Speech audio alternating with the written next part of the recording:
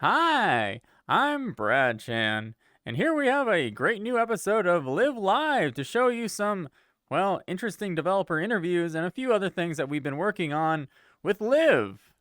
As always, with these Live Live episodes, I'm recording live in the actual Live Studios VR chat world that will be transported to multiple social platforms once we get past the, prototype stage. This is my baby project, okay? And we made some new updates, including some new stages that people can record in. Let's take a look at that right now. Wow, we're in some sort of space warehouse that's been completely abandoned. Yet there's a weird green screen here. I wonder if that's for post-production. Let's take a look. The first thing I want to show you, which will be the big content piece for this episode, is we did the interview with the VAIL VR upcoming PC VR game shooter competitive thing. And yeah, we asked them a bunch of questions about their game, and if you're ever interested in the development process or why they come to it, we asked those questions. Now let's use this conveniently placed green screen in the studio to transition to that interview hosted by co-hosts and other Live nerds, Cosmotron and Atom Bomb Body. Take it away. All right, fellow VR nerds, welcome to the very first Live Live VR developer podcast. I got Cosmotron here, Atom Bomb Body, and we also have X Labs with us. We have X Tropical and Ood. How you guys doing? Doing great. Woo! Awesome. Well, thank you so much for hey, he's back. I'm He's back. showing it off on purpose because I think it's the dopest pose. Yeah, that's the Zen mode right there. Well, thank you for coming to the show, guys. We're really excited that you're here. Well, we'll go right into the questions here. So why don't you tell everybody watching right now, what is VAIL? Yeah, so VAIL is a first-person shooter game and social experience. It's called VAIL VR, VAIL, for those that are listening in or watching. VAIL's a first-person shooter game that we started years ago, and we just started letting in a lot of players somewhat recently, so you might have not heard about us yet. But yeah, we're building out some stuff that we think is really cool, and we've got a lot of people working on the game, and we've been really lucky to take on amazing partners such as Liv. That's awesome. So what VR platforms is it that you're targeting currently? Oh yeah, so we're focused on PC VR. We support all the headsets that Steam VR does.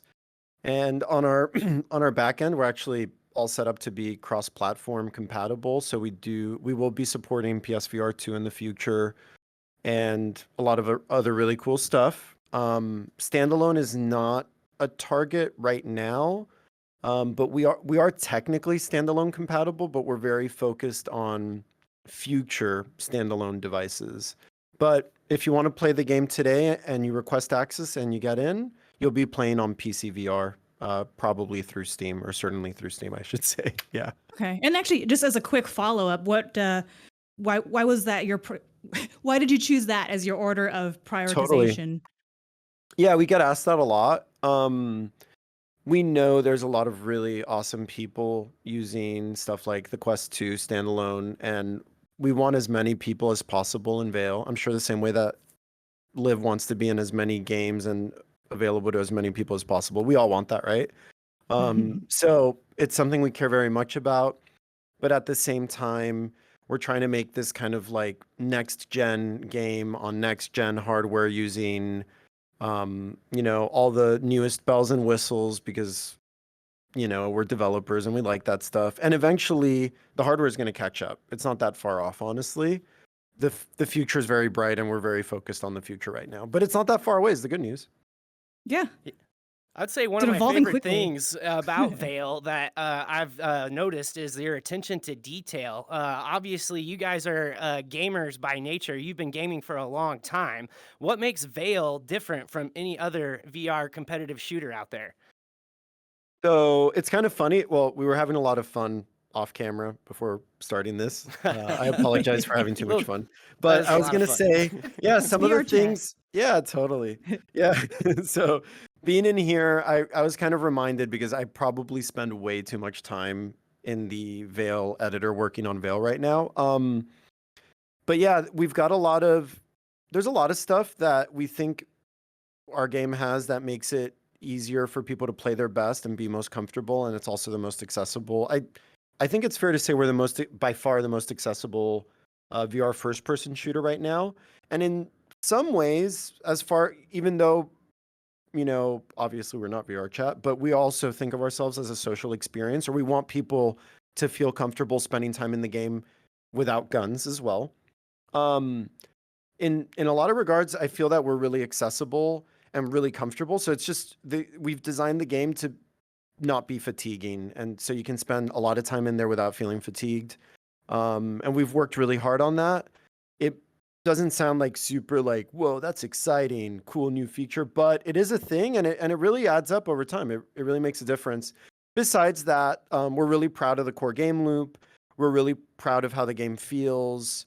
We're really proud of the optics for the firearms in the game. We're really proud of the firearm interactions. Like, if you like in a first-person multiplayer shooters, shooter. yeah, in a also. multiplayer game. All this in the context of Jeez. multiplayer, which makes it a lot crazier. Yeah, like everyone expects physics in multiplayer, and we're kind of the only multiplayer shooter that has physics. So that alone, like, really makes us stand out. Like, people, the first second they get in the game, they're always like, "Oh my God, I can take the gun and like actually like put it up against, walls or corners. I can take the magazine and smack a mag out. I can like reload hot kickflips. potato." Yeah, Reload like things like kickflips that. are my Yeah. favorite. Yeah. Totally. It's kind of one of those things, like the first time you're in a VR game, you go in and you test the limits of what you can do. Like, you see a coffee mug on a table and you're like, oh, can I actually pick this up or something? And if you can't, it's kind of like, oh, it's a little bit of a bummer. You know what I mean? Yeah, Totally. That's awesome. Yeah. Interactivity is something we really strive for, and all while being a multiplayer game, and it's such a tough thing. Even like any world you create for VR, you've got to deal with such a high expectation from the players, because they're like, ooh, a button, a door handle, a thing. Like, why can't I go there? Why can't I do this? Why can't I drink this? Like, you're like, wait, what? That's a decorative fountain. Why do you want to drink from that? So yeah, totally. It is Love Well, like it. that. speaking Love of any fun stories that have happened during testing or closed beta that you can share? Oh yeah, I mean, I think that the easiest, fun, and obvious ones are always like bugs. Break the anytime- veil servers. Break the veil servers. That you got to Totally. talk about that one. That one was great. Oh yeah, Jonathan, you want to talk about how we try to break the servers all the time? Tried. Every week, like, we always try to get a few hundred of us to like just go into one server to push the limits of like, how does it feel like to have 100, 200 people in one instance? It's a small instance, and those tests are Jeez. actually super helpful. Right now, I feel like we can confidently say we can have like 40, 50 people running good frames. After that, like, I mean, like last weekend we had like 200 people in one server. It was like 4 frames per second. It was like, yeah. Oh, it was playing pretty decent at 30 players per team. I was actually very impressed. I got to come and participate that weekend. When we cranked it up to 40 players per team, that's when it started getting a little complex. So yeah, really, really exciting stuff. Why don't you guys talk about the IVRL tournament? What's going on there, and how players can get involved still with that? yeah. So yeah, the IVRL tournament, it's happening. It's live. People can still join and participate and sign up. IVRL has a dedicated Discord for the VAIL League, and they've also got a website where you can sign up your team. And if you don't have a team, it's actually really easy. They've got a really awesome community. Join us on the VAIL Discord, or join on the VAIL IVRL League Discord. And there's channels for meeting people, pick up games. It's really easy to participate. They've done a really good job of that, and it's a really open, awesome community. So if you enjoy good sportsmanship and playing VR competitively, you might really enjoy it. And then there's some people that are participating actually somewhat casually, just to play the game in a higher, like, more intense context, just to learn more about the game because they're getting into the game. That's also a really great way to explore VAIL too. So yeah, we encourage everybody to check it out. Jonathan, what's the IVRL website again?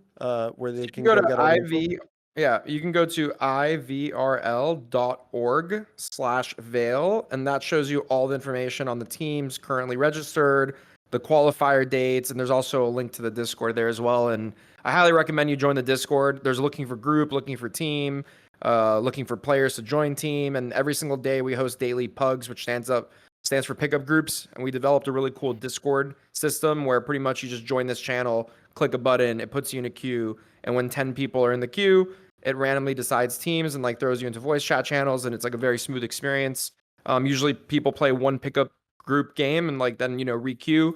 I've seen as much as 10, 15, 20 pickup groups going on at the exact same time, so wait time should be relatively quick. I just say that the prime time for that is probably like 6 p.m. to 12 p.m. Eastern. That's pretty much prime time. But we have a lot of Oceania players and a lot of European players as well. Absolutely. One of my favorite things before Adam wraps it up is the VAIL community is one of the most welcoming that I've played in since like gaming like way back in college, and I'm pretty old, so that was like way back in 2004, if you guys can imagine. Those are the Halo 2 days back then. So if you guys are looking for somebody that you want to play with, need some friends, come on over into the VAIL Discord because everybody is welcoming. They'll practice with you, get in a match. You can scrimmage against people, so it's a lot of fun. Yeah. Go ahead, Adam. But so since we're on this beautiful, beautiful Live Studios set, and speaking of Live, the team both teams have worked very closely together lately. Can you explain a little bit about how Live works with VAIL, and actually twofold? What made you decide to make it sort of a pivotal part of the game? Yeah, I'll share a bit about some of the functionality that Live has already built for VAIL, which is like insanely cool. And then I'll also talk about the why, right? So Live has gone really out of their way to put together a really amazing Unreal Engine. So we're an Unreal Engine game, and they've put together a really amazing Unreal Engine integration for Live, so that if you're a developer making a game in Unreal Engine or an experience or world or anything you're doing in Unreal, in VR, you can basically plug in Live. And it's not like super easy, but it's easy enough that if you really want to make it work, you can make it work in a really awesome way, really like get something going really fast, which is awesome. There are multi-gajillion dollar companies with products and services for VR that do not have as good of a thing as Live does for this. So Live has really done a phenomenal job in that regard. And then what it lets you do is, so once you plug it into your game, which is awesome, you get all the basic Live functionality, and then some other forthcoming functionality that I don't want to announce at the wrong time. So, but some really cool stuff. But all your basics are there. So you can set up a third-person camera, and you also get a camera so that while you're playing, once you pull up your rifle and you're aiming with it, the camera dynamically comes in and out, and it's like you basically have like a dynamic director for the camera. So it's very engaging, it's very fluid to watch, it's very fun to watch, and it's a very pleasing and not nauseating experience, because watching someone play a first-person shooter in VR, if you just watch through their first person, you're going to have a bad time because the noodle neck. Yes, it's not good, right? And then there's a lot of really awesome stuff that's specifically for VAIL, Live has built out for us that we're insanely grateful for. And it's a lot of stuff that's like coupled and hooked into our actual game code. And then, yeah, it's awesome. So the good news is it just works. You download Live for free on Steam, and you launch VAIL, and you've got Live open, and then everything just kind of works, which is insane. Like it's really weird, but it works. It really does work. It works well. It's funny because we're so used to stuff not working in VR, but it actually works, which is beautiful. And then the reason why we decided to do this partnership is just because there's so much complexity in getting this stuff working, and everything Live is doing is actually, so a lot of people say like next gen game changing. Blah blah. Like LIV is actually doing that stuff for real, like for real, for real. Let's So go. since it's all so new and crazy, and there's still a lot of moving targets because hardware is changing, Steam VR pushes updates, all these different things are happening all the time. Being able to do it together is really, really good for us, for VAIL, and I hope it's good for LIV as well, because I want people using LIV, and LIV is by far the best thing of its kind. So, well, we thank you for that and appreciate it. It's been an absolute pleasure working with you guys too. What we've got next for you is we actually have a clip of VAIL gameplay. So Bradley, go ahead and hit it. If you have ever tried to stream or record VR games, this is the normal experience. The camera is jittery, shaky, and almost nauseating. Not anymore, thanks to LIV's advanced VR capture toolbox.